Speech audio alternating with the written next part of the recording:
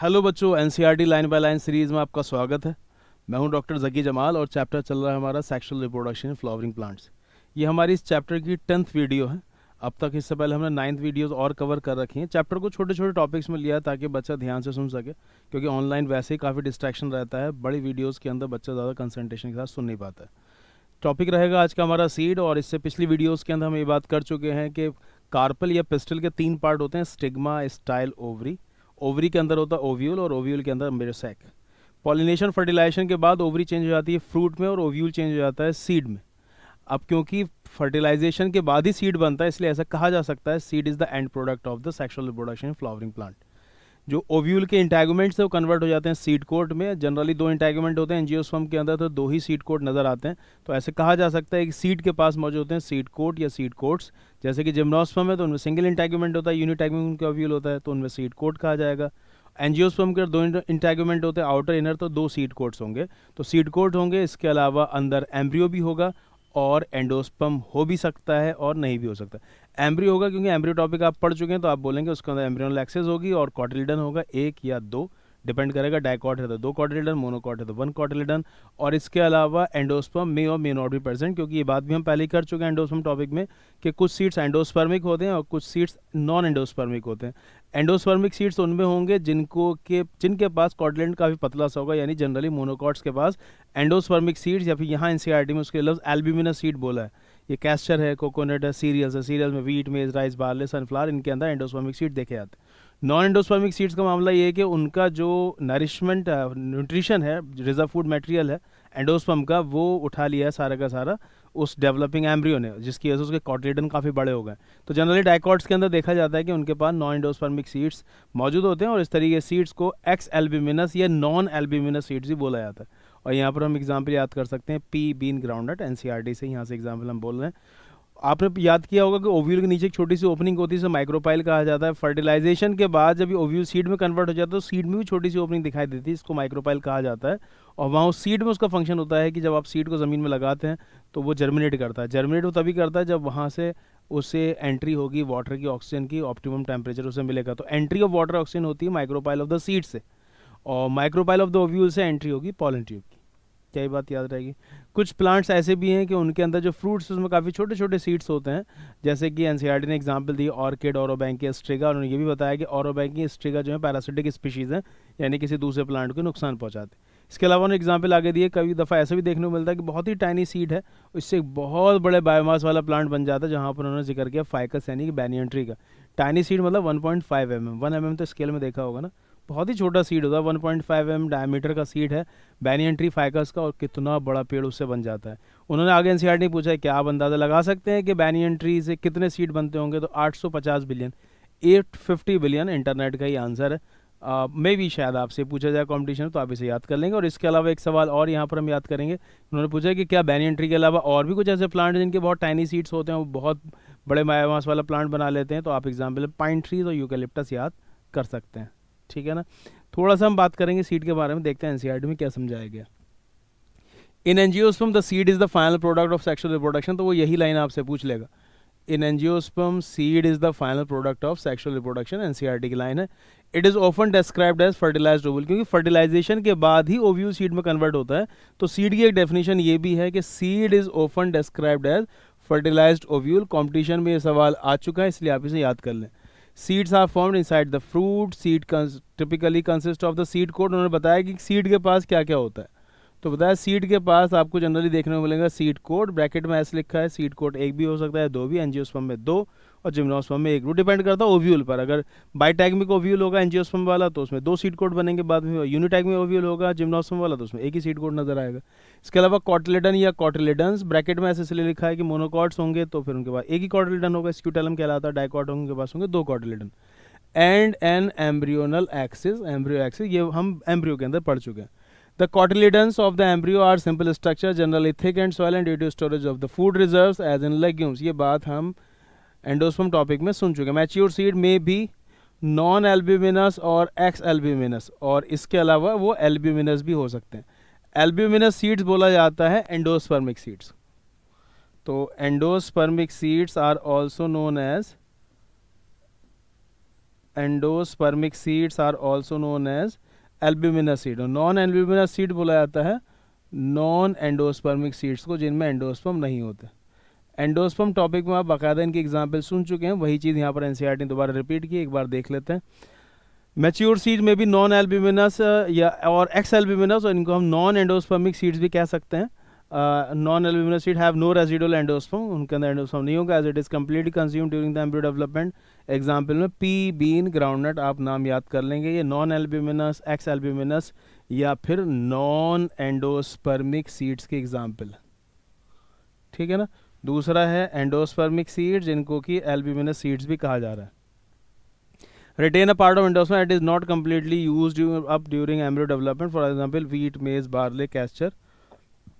वहाँ पर हमने एग्जांपल याद की थी, कैस्टर है, कोकोनट है, सीरियल्स है। सीरियल्स में व्हीट, मेज, राइस, बार्ले और इसके अलावा सनफ्लावर भी। Occasionally in some seeds such as black pepper and beet. यहाँ पर उन्होंने एक और बात बताई कि ब्लैक पेपर, काली मिर्च और चुकंदर में, बीट में ये देखा जाता है कि जैसे जब जनरली सीड बन जाता है बाकी सब चीज़ें तो ख़त्म हो जाती हैं, वो इंटेगुमेंट सीड कोट में कन्वर्ट हो जाते हैं। वो जो न्यूसेलस के सेल्स थे वो जनरली यूज्ड अप हो जाते हैं ड्यूरिंग द एम्ब्रियो डेवलपमेंट। लेकिन कई दफ़ा ब्लैक पेपर, बीट में देखा गया है कि इन प्लांट्स के अंदर क्या होता है कि न्यूसेलस के सेल्स रहते हैं और वो एक लेयर सी बना लेते हैं, उसे बोला था पेरिस्पर्म। पेरिस्पर्म तो residual persistent nucellus is known as perisperm. ये आपको एक लेयर की शक्ल में नजर आ जाएगा, क्योंकि न्यूसेलस के अंदर क्या मौजूद है, एम्ब्रियो सैक है ना, तो वहाँ पर तो फिर एम्ब्रियो का फॉर्मेशन हो चुका है, तो आप बोलेंगे एम्ब्रियो के चारों तरफ एक लेयर नजर आती है। अब क्योंकि न्यूसेलस से बने तो पेरिस्पर्म जो होगा वो डिप्लॉयड होगा, डिप्लॉयड।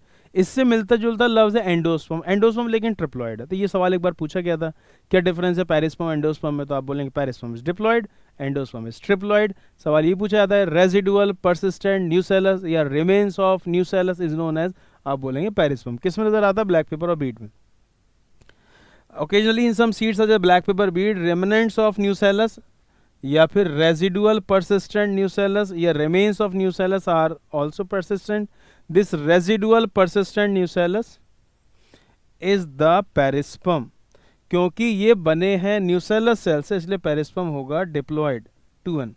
और एंडोस्पर्म के बारे में आप जानते हैं कि एंडोस्पर्म कैसा रहेगा, एंडोस्पर्म रहेगा ट्रिप्लॉयड, है ना।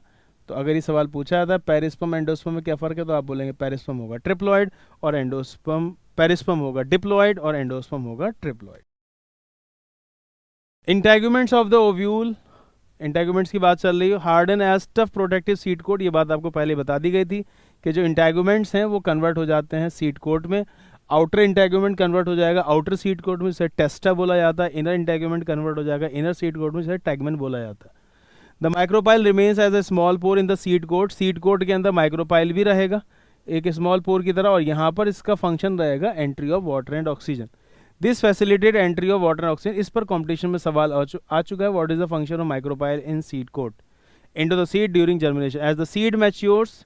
यहाँ पर थोड़ी सी बताई बात कि जब एक सीड मैच्योर हो जाता है तो क्या होता है कि उसके अंदर का उसका जो मॉइस्चर कंटेंट है वो कम हो जाता है, 10 to 15% बायोमास रह जाता है, और उसका एम्ब्रियो जो है वो इनएक्टिव कंडीशन में, डॉर्मेंसी में चला जाता है जब एक सीड मैच्योर हो जाएगा। और जब आप उसे फेवरेबल कंडीशन देंगे, सही पानी देंगे, एडुएट टेम्परेचर देंगे, तो सीड जर्मिनेट कर जाएगा। यहाँ से भी सवाल पूछा जाता है एज द सीड मैच्योर, जब सीड मैच्योर हो जाता है it's water content is reduce, का वाटर कंटेंट कम हो जाता है, and seed become relatively dry, seed dry हो जाता है। 10 to 15% मॉइस्चर बाय मास इसके अंदर केवल रह जाता है। The general metabolic activity of the embryo slows down, metabolic activity embryo की स्लो हो जाती है, of the embryo slows down, the embryo में enter in a state of inactivity, इस इनएक्टिविटी वाली स्टेट को बोला जाता है डॉर्मेंसी। और if favourable conditions are available, adequate moisture, oxygen, suitable temperature, they germinate. तो जब आप उन्हें ठीक ठाक सा एडिक्वेट कंडीशन देंगे, मॉइस्चर, ऑक्सीजन, सुटेबल टेम्परेचर, तो फिर वो सीड जर्मिनेट भी कर जाएगा, ठीक है। As ovule mature into seed the ovary develops into fruit. यहाँ से इन्होंने बात को थोड़ा सा फ्रूट की तरफ शिफ्ट किया कि जब ओव्यूल सीड में कन्वर्ट होता है तभी ओवरी भी फ्रूट में कन्वर्ट होती है, और ये कन्वर्जन साथ साथ ही होते हैं। और यहाँ पर जो वॉल थी ओवरी की वो कन्वर्ट हो जाती है into wall of the fruit, और उसे बोला था पेरिकार्प। 11th क्लास में मॉर्फोलॉजी में आपने सुना होगा कि अगर पेरिकार्प डिफरेंशिएटेड होती 3 लेयर में, एपिकार्प, मीजोकार्प, एंडोकार्प, तो इस तरीके के फ्रूट को ड्रूप बोला जाता है। या इन्होंने थोड़ा सा फ्रूट के बारे में बताया कि जनरली फ्रूट ओवरी से बनता है, और ऐसे फ्रूट जो ओवरी से बनते हैं उन्हें हम ट्रू फ्रूट बोलते हैं, जैसे फॉर एग्जाम्पल मैंगो। फिर बताया कि कुछ और जो ओवरी तो फ्रूट में कन्वर्ट हो जाती है, बाकी जो फ्लावर के पार्ट्स होते हैं वो जनरली सूख के गिर जाते हैं। इन्होंने फिर ये बताया कि कुछ फ्रूट्स में ये भी देखा जाता है कि ओवरी के अलावा प्लांट के दूसरे पार्ट भी फ्रूट फॉर्मेशन इन्वॉल्व होते हैं, जैसे कि एप्पल है, स्ट्रॉबेरी, कैशिव। इनके अंदर थैलेमस, जो नीचे डंडी होती है ना, फूल डंडी, पेडिसल, उसके वजह थैलेमस होता है, वो भी फ्रूट फॉर्मेशन में इन्वॉल्व है। तो अगर फ्रूट का डेवलपमेंट होता है from the plant parts other than the ovary, जैसे फॉर एग्जांपल थैलेमस, इस तरीके के फ्रूट को हम फॉल्स फ्रूट बोलते हैं, यानी ओवरी के अलावा प्लांट का कोई और पार्ट भी इन्वॉल्व है फ्रूट फॉर्मेशन में, इस तरीके के फ्रूट को फॉल्स फ्रूट बोलते हैं। यहाँ पे एग्जांपल एप्पल, स्ट्रॉबेरी, कैशिव याद कर सकते हैं, कैशिव, काजू। एनसीईआरटी में बाकायदा मैं अगले पेज पे दिखाऊंगा, डायग्राम भी दिखा रखा है। और उन्होंने अभी फिलहाल नीट में क्वेश्चन पूछा था कि एप्पल का एडिबल पार्ट क्या है। The edible part of Apple and strawberry is thalamus, thalamus, ठीक है ना, रेसेप्टेकल थैलेम, फ्लावर के अंदर जो आपने सुना था। इसके अलावा आपने सुना होगा 11th में भी ऐसे फ्रूट जो बिना फर्टिलाइजेशन के, बिना पॉलिनेशन के डेवलप हो जाते हैं, वो कहलाते हैं पार्थेनोकार्पिक फ्रूट्स। क्योंकि फर्टिलाइजेशन नहीं हुआ तो सीड तो होगा नहीं, इसलिए जो बनाना है, ग्रेप्स है, पाइनएप्पल, ये कहलाते हैं पार्थेनोकार्पिक फ्रूट्स।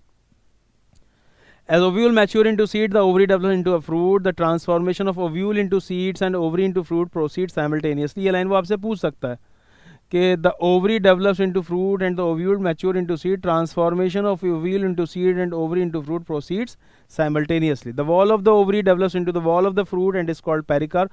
बहुत दफ़ा ये सवाल आया है कि wall of the ovary develops into the wall of the fruit and is called pericarp. The fruits may be fleshy. Fruits मोटे मोटे भी हो सकते हैं, फ्लैशी, जैसे कि गुआवा है, ऑरेंज है, मैंगो है। और फ्रूट्स ड्राई भी हो सकते हैं। ड्राई में एग्जांपल ले लिए मूंगफली की और मस्टर्ड की। फ्रूट्स में भी ड्राई, जैसे फॉर एग्जांपल ग्राउंडनट है और मस्टर्ड है। Many fruits have evolve mechanism for dispersal of seeds. बहुत सारे फ्रूट्स के अंदर हमने मैकेनिज्म देखे हैं कि वो अपने सीड को डिस्पर्स करते हैं। किस तरीके, जैसे बहुत सारे एनिमल्स के जरिए, जैसे कि गिलहरी है, बंदर है, वो खाते हैं थोड़ा बहुत फल, ऐसे फेंक देते हैं। Recall the classification of fruits and their dispersal mechanism that you have studied in an earlier class. 11th class में वैसे मॉर्फोलॉजी में बहुत ज़्यादा फ्रूट्स के बारे में नहीं बताया जाता है, केवल ड्रूप के बारे में वहाँ पर जिक्र है। Is there any relationship between the number of ovules in an ovary and the number of seeds? अब क्योंकि ओव्यूल को ही सीड में कन्वर्ट होना है, तो एक ओवरी के अंदर जितने ओव्यूल होते हैं उतने ही फिर बाद में सीड भी बनेंगे। In most plant, by the time the fruit develops from the ovary, other floral part degenerate. जब fruits बनते हैं ओवरी से तो बाकी पार्ट डिजनरेट कर जाते हैं, फॉल ऑफ गिर जाते हैं। However, in a few species such as apple, strawberry, cashew, यहाँ पर थोड़ा सा फोकस किया फॉल्स फ्रूट की तरफ। एप्पल, स्ट्रॉबेरी, कैशिव में देखा जाता है कि थैलेमस ऑल्सो कंट्रीब्यूट, थैलेमस लफ्ज़ है, also contribute to fruit formation. ऐसे फ्रूट्स को बोला जाता है फॉल्स फ्रूट, लफ्ज़ आप याद रखेंगे, अगले पेज पर डायग्राम भी है। Most fruit however develop only from the ovary and are called true fruits. ऐसे फ्रूट जो सिर्फ ओवरी से डेवलप होते हैं, develop only from the ovary, और कॉल्ड ट्रू फ्रूट, जैसे for example mango. Although in most of the species fruits are the result of fertilization. फिर बात की देयर आर फ्यू स्पीशीज, यहाँ पर उन्होंने दिखा रखा है, देखिए एप्पल का और स्ट्रॉबेरी का डायग्राम, इसमें थैलेमस दिखा रखा है। यही सवाल बहुत बार कॉम्पिटिशन पूछा जा चुका है कि the edible part of Apple is thalamus, और एडिबल पार्ट स्ट्रॉबेरी का भी पूछा जाएगा तो भी आप बताएंगे थैलेमस।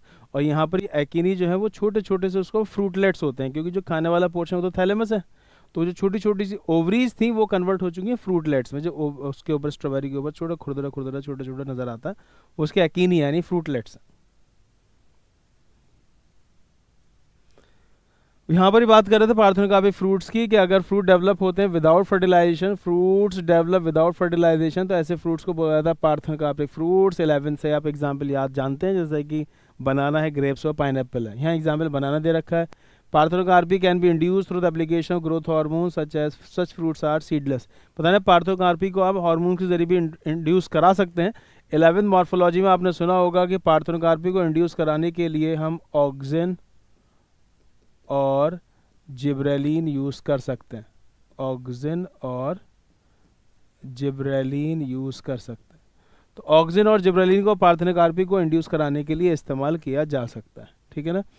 फिर यहाँ पर थोड़ी सी इन्होंने बात बताई है एडवांटेजेस की, सीड्स की। Seeds offer several advantages in angiosperm. Firstly, since reproductive process as a pollination and fertilization are independent of water, generally angiosperm में pollination fertilization के लिए पानी की ज़रूरत नहीं पड़ती है। Seed formation is more dependable. Formation से यहाँ पर इनका मतलब germination से था, तो जैसे कि आप जानते हैं सीड जर्मिनेशन तभी हो पाएगा जब आप उसे ठीक ठाक पानी भी देंगे। तो यहाँ पर उन्होंने कंपेयर किया इसको एल्गी, ब्रायोफाइट, टेरिडोफाइट से, कि वहाँ पर तो फर्टिलाइजेशन के लिए पानी की ज़रूरत पड़ती है, यहाँ पॉलिनेशन फर्टिलाइजेशन के लिए पानी की ज़रूरत नहीं पड़ती। हालांकि सीड फॉर्मेशन यानी कि सीड जर्मिनेशन में पानी की ज़रूरत पड़ेगी। Also seeds have better adaptive strategies for dispersal to new habitats.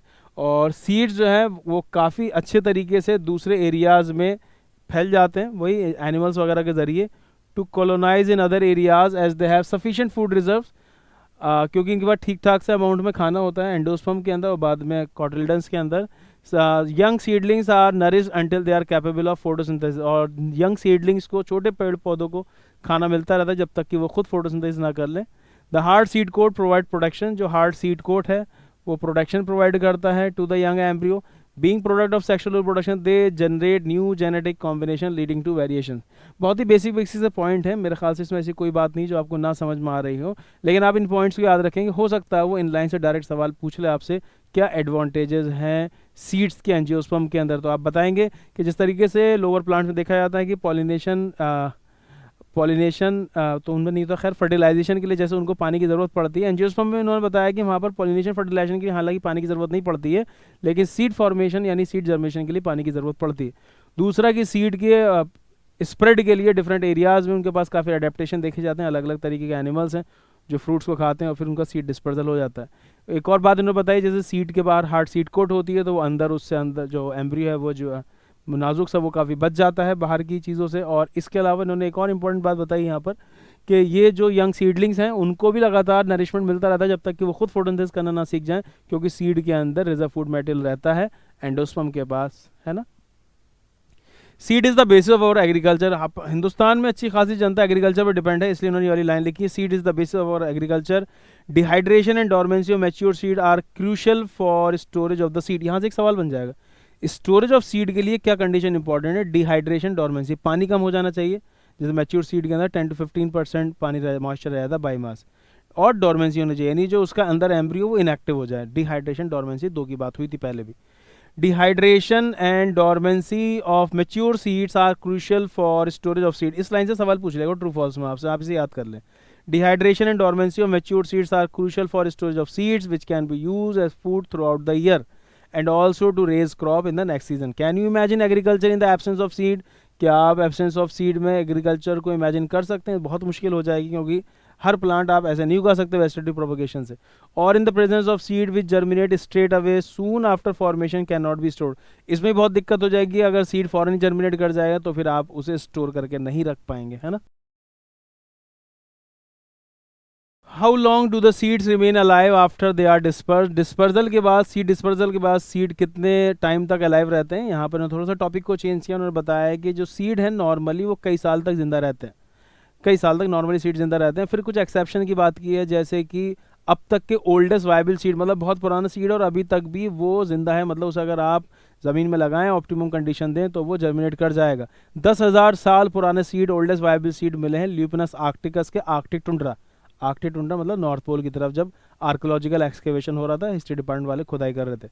और बताया अभी फिलहाल में फिनिश डेक्टाइलिफेरा डेड पाम के सीड मिले हैं जो कि 2000 साल पुराने हैं, और ये किंग हैरोड्स पैलेस के अंदर खुदाई चल रही थी जो कि डेड सी के पास में ही मौजूद है. देखते हैं एनसीईआरटी में किस तरीके समझाया गया है कि this period again varies greatly. In a few species the seed loss viability with in a few months.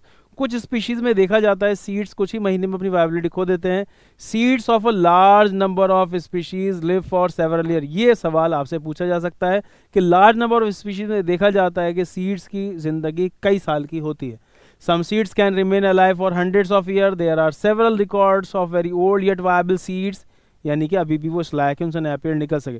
The oldest viable seeds हमें मिले हैं ल्यूपिन के, नाम है पूरा Lupinus arcticus, excavated from the Arctic tundra. The seed germinated and flowered after estimated record of 10,000 साल of dormancy. 10,000 साल पुराने सीड थे, तब भी जर्मिनेट कर गए. ल्यूपिनस आर्क्टिकस के आर्कटिक टुंड्रा से मिले. और रिसेंट रिकॉर्ड ऑफ 2000 साल पुराने सीड मिले हैं. Old viable seed is of the date palm Phoenix dactylifera, discovered during the archaeological excavation of King Herod's palace near the Dead Sea. Dead Sea करीब में है. डेड सी फिलिस्तीन इसराइल के पास में मौजूद है. याद रहे कितनी बात.